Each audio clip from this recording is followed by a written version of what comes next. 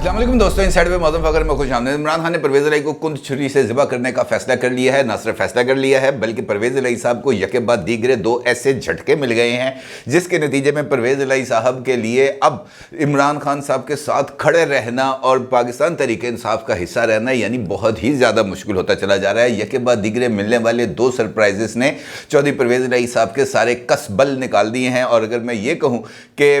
जो उनके लिए आने वाले दिन बहुत ज़्यादा मुश्किल होंगे, ये कहना भी कुछ ज़्यादा गलत नहीं होगा, क्योंकि अगली हुकूमत किसकी होगी इसके बारे में अहम तरीन फैसले कर लिए गए हैं और इसके कुछ इशारे भी मिलना शुरू हो गए हैं। वो इशारे किसकी तरफ से आए हैं, अगली हुकूमत किसकी होगी, चौधरी परवेज़ इलाही साहब को कौन कौन से झटके मिल रहे हैं, इस सारी सूरत हाल पर आपके साथ बात करूंगा। बड़ी इंपॉर्टेंट इन्फॉर्मेशन है। वजह इस बात की ये है जनाब कि इमरान खान साहब की ज़ेर सदारत होता है एक इजलास, ठीक है जी, और उस इजलास में पाकिस्तान तहरीक इंसाफ की टॉप टियर लीडरशिप उसमें शरीक होती है।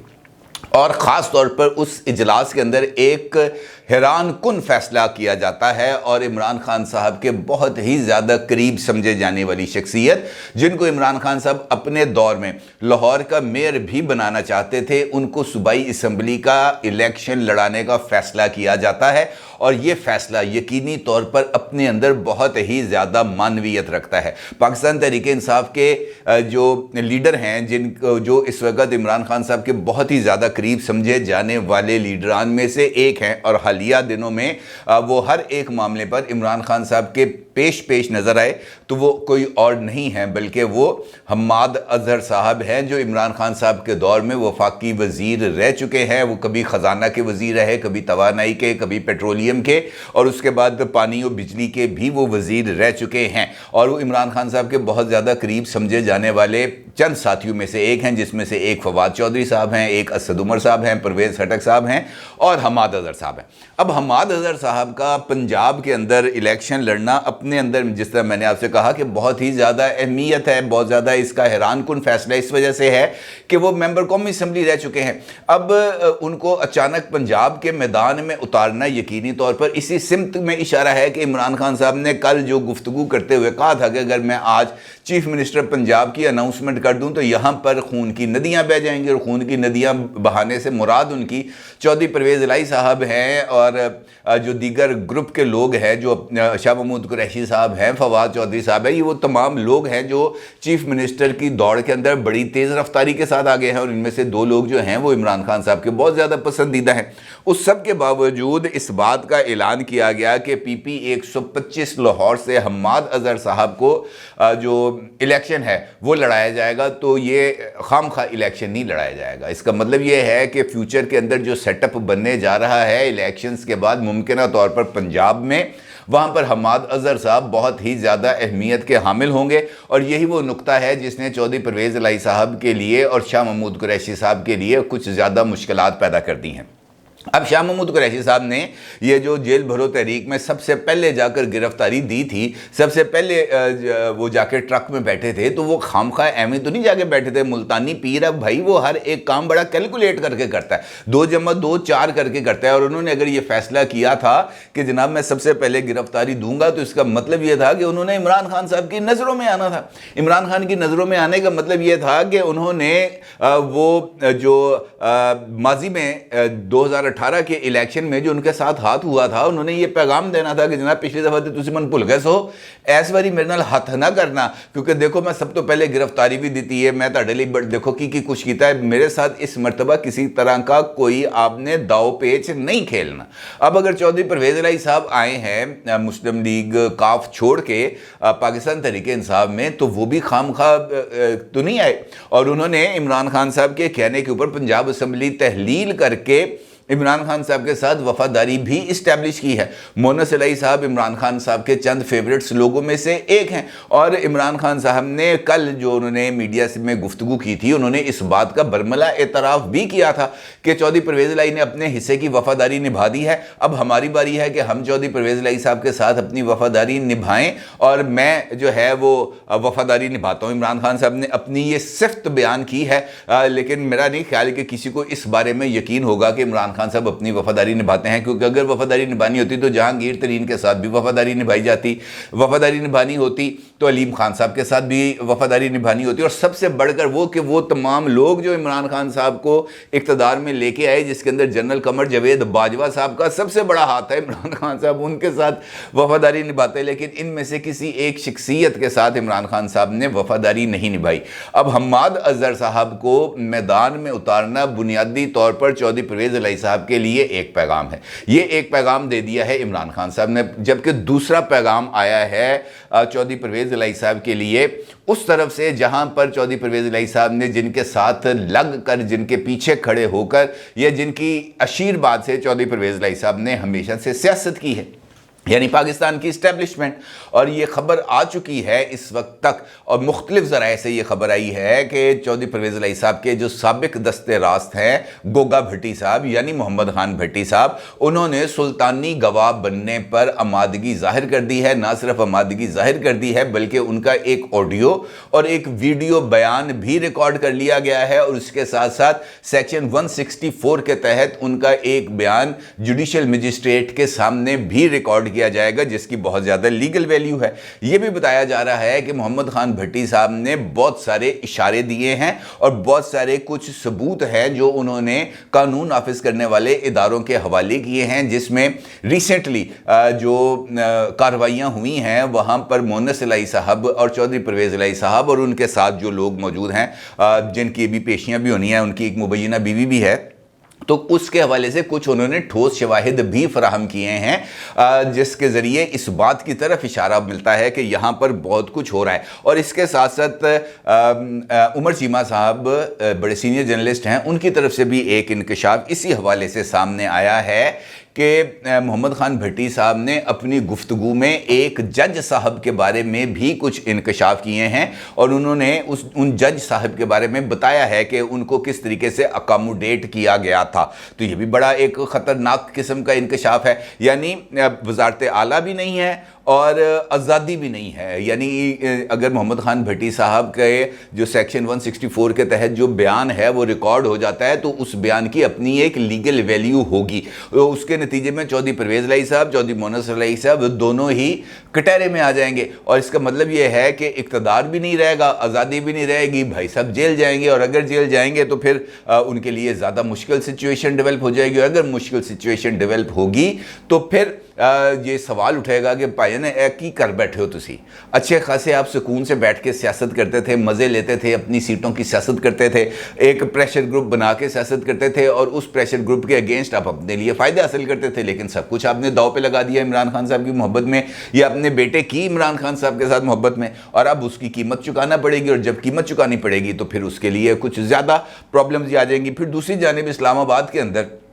इस हवाले से भी बहुत ज़्यादा चहमगोइयाँ हो रही हैं, बहुत ज़्यादा खबर गर्म है कि जनाब टेक्नोक्रेट सेटअप वाली फ़ाइल जो है वो एक मरतबा फिर दोबारा खुल गई है, और टेक्नोक्रेट सेटअप के लिए अब ना सिर्फ संजीदगी से गौर किया जा रहा है बल्कि इस मामले को अब किसी मंतकी अंजाम तक पहुँचाने का जो है वो बताया जा रहा है कि जनाब टाइम आ गया है, क्योंकि इलेक्शंस कराना इस वक्त ना हुकूमत को सूट करता है ना इस्टेब्लिशमेंट को सूट करता है, लिहाजा इसके लिए कुछ ना कुछ ऐसी कार्रवाई होना ज़रूरी है जिसके नतीजे में मौजूदा सेटअप लपेटा जाए और टेक्नोक्रेट सेटअप आ जाए। और इस हवाले से एक जो हिंट है वो भी आया है सामने साबिक वफाकी वज़ीर ख़ज़ाना मिफ्ता इस्माइल साहब के ज़रिए, जिन्होंने कराची के अंदर सेमिनार से खिताब करते हुए इस बात की तरफ इशारा किया है कि जनाब जो हमने जो है वो आसिफ अली ज़रदारी, नवाज शरीफ और इमरान खान सबको आजमा लिया है, लेकिन कोई फ़ायदा नहीं हुआ, सिस्टम बदले बगैर कुछ नहीं होगा। आज मुल्क जिन हालात में फंसा है इसके पीछे 75 साल की गलतियां हैं। यानी वो ये कह रहे हैं कि जनाब ये जो तीन मेन पॉलिटिशियंस हैं, मेन स्ट्रीम पॉलिटिशियंस हैं, तीनों बड़ी जमातों को रिप्रेजेंट करते हैं, इनसे कुछ आपको हासिल नहीं होगा। हासिल कैसे होगा कि आप निज़ाम बदलें। निज़ाम बदलने का क्या मतलब है कि टेक्नोक्रेट सेटअप, और इसके साथ साथ 18वीं तरमीम जो वो कहते हैं ना ये खटकती है दिल यज़दा में कांटे की तरह, ये 18वीं तरमीम के ऊपर भी उन्होंने हमला किया है और ये कहा है कि नए सिरे से NFC अवार्ड का तयन बहुत ही ज़्यादा ज़रूरी है। 18वीं तरमीम के तहत इख्तियारात सूबों को मुंतकिल हुए, اس ترمیم کے تحت صوبوں کو اختیارات تو مل گئے لیکن نچلی سطح پر فنڈ نہیں پہنچتے۔ وفاق کو اخراجات کم کرنے ہوں گے، صوبائی حکومتیں ٹیکس جمع نہیں کرتیں، صوبوں کو پیسے دینے کے بعد وفاق کے پاس کچھ نہیں بچتا، لہٰذا جو غلطیاں ہیں ان غلطیوں کو ہمیں سدھارنا ہوگا، لیکن اس کے لیے سخت ترین اقدامات اور کچھ ایسے فیصلے لینے ہوں گے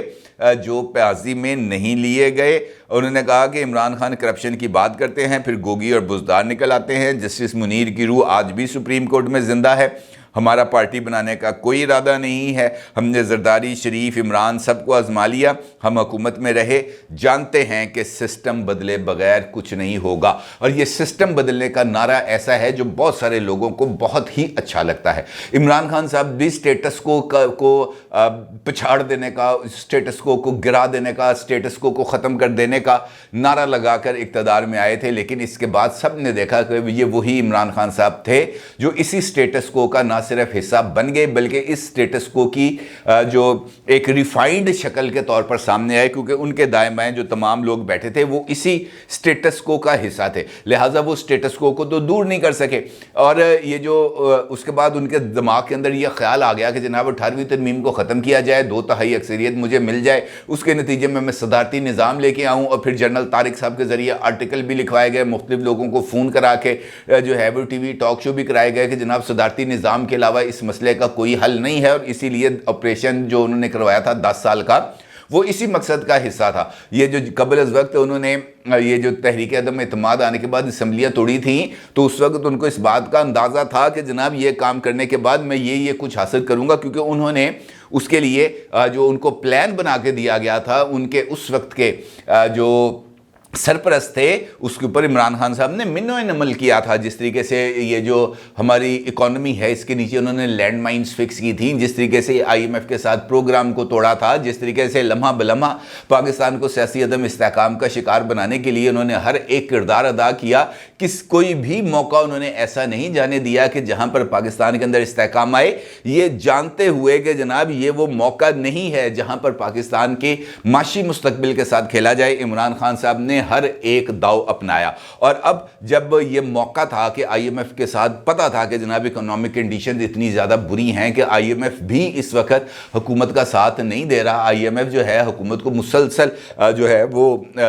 سخت اور ہارڈ ٹائم دے رہا ہے، ہونا تو یہ چاہیے تھا کہ ساتھ دیتے، پاکستان کا ساتھ دیتے، حکومت کا ساتھ نہیں دیتے، لیکن اس موقع پر بھی انہوں نے اسمبلیوں کی تحلیل اور الیکشنز کا ڈول ڈالا، لیکن اس میں بھی وہ کامیاب نہیں ہو سکے۔ اب ایک جانب جو ہے وہ عمران خان صاحب کا اپنا ایجنڈا ہے، دوسرا وہ تمام لوگ ہیں جو عمران خان صاحب کے ساتھ رہ چکے ہیں۔ تو میرا یہ ماننا ہے کہ اگر پنجاب کے اندر اس وقت مرکز کے انتخابات سے پہلے الیکشن کرانا خود عمران خان صاحب کی بھی خواہش نہیں ہے، اس کی وجہ یہ ہے کہ اگر پنجاب کے اندر انتخابات ہو جاتے ہیں، خیبر پختونخوا میں تو عمران خان جس کو کہیں گے وہ بن جائے گا، پنجاب کے اندر سب سے بڑا پرابلم ہے، پنجاب کے اندر 3-4 پاور سینٹرز ہیں، پاکستان تحریک انصاف کے اندر بہت ہی زیادہ گروپ بندی ہے، پاکستان تحریک انصاف کے اندر 3-4 لیڈر ایسے ہیں جو اوپنلی چیف منسٹر کے عہدے کے لیے لابنگ کری ہے، جس میں شاہ محمود قریشی صاحب ہے، جس میں فواد چودھری صاحب ہے، جس میں چودھری پرویز الہی صاحب ہیں، جس میں حماد اظہر صاحب کی انٹری ہو گئی ہے۔ تو یہ 4 لوگ تو مین جو ہے وہ کنٹینڈرز ہیں، انہی میں سے کسی ایک کو عمران خان صاحب نے بنانا ہے۔ اب یہ نہیں ہو سکتا کہ عمران خان صاحب ایک مرتبہ پھر عثمان بزدار کو لے کے سامنے آ جائے کہ جناب میں نے ایک یہاں پہ پپٹ رکھنا ہے، کر تو سکتے ہیں عمران خان صاحب، لیکن پھر اس کا نتیجہ آئے گا بہت ہی زیادہ خراب، کیونکہ پنجاب اسمبلی کے الیکشن ہوں گے پہلے اور نیشنل اسمبلی کے الیکشن ہوں گے بعد میں اکتوبر میں جا کے کہیں۔ تو اس کا مطلب یہ ہے کہ 30 اپریل کو الیکشنز ہونے کے بعد 14 مئی تک عمران خان صاحب کو پنجاب میں اپنا، اگر وہ الیکشنز جیت جاتے ہیں تو یہاں پر اپنا چیف منسٹر بنانا پڑے گا۔ چیف منسٹر بنانے کا مطلب یہ ہے کہ پارٹی 3-4 حصوں میں تقسیم ہوگی، جب 3-4 حصوں میں پارٹی تقسیم ہوگی تو نیشنل اسمبلی کے لیے جو انتخابات ہوں گے وہاں پہ کون کس کے ساتھ کھڑا رہے گا، یہ ایک بڑا ہی امپورٹنٹ سوال ہے، اور عمران خان صاحب بھی یقینی طور پر اس بات کی خواہش نہیں رکھتے کہ یہاں پر انتخابات ہوں कबल अज़ वक्त। वो भी यही चाहते हैं कि इलेक्शंस हों तो उसके साथ तो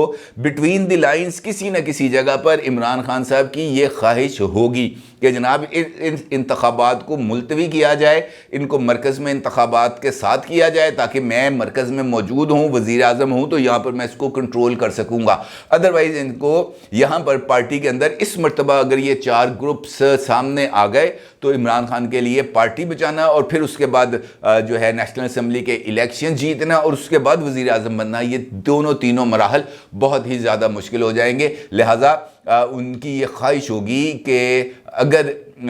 ये जो इंतखाबात डिले होते हैं, मलबा बेशक इमरान खान जो है वो ना उठाएं, मलबा बेशक हुकूमत पर गिरे, लेकिन ये फैसला हो जाए तभी इमरान खान साहब की इसके अंदर बेहतरी है। और देखना ये है कि इमरान खान साहब के इस प्लान को अब नाकाम कैसे बनाया जाता है। अपनी राय को ज़रूर इज़हार कीजिएगा। आपका बहुत शुक्रिया। अल्लाह हाफ़िज़।